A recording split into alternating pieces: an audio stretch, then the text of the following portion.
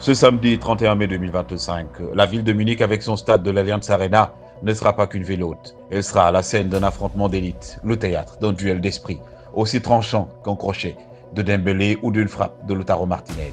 Car au-delà des joueurs, cette finale de Ligue des Champions, c'est avant tout une bataille entre deux architectes du jeu, Luis Enrique et Simone Inzaghi. D'un côté, Enrique, l'entraîneur espagnol, incarne l'audace du mouvement. Enrique ne dicte pas, il compose, il transforme chaque match en fresque où la possession n'est pas une obsession, mais un outil. Depuis son arrivée à Paris, il a insufflé aux joueurs du Paris Saint-Germain un vent de liberté organisé. Pressing haut, transition éclair, latéraux intérieurs, relance calculée et surtout une expérience collective où les stars sont au service d'un projet plus vaste que leur ego.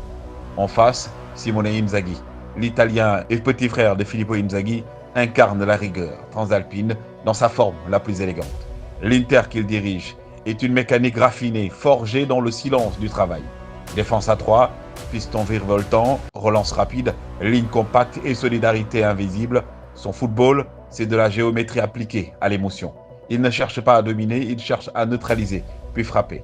Le Barça en a payé les fruits. Dès les premières minutes, Enrique voudra sûrement imposer son tempo. Récupération haute, décalage dans les demi-espaces.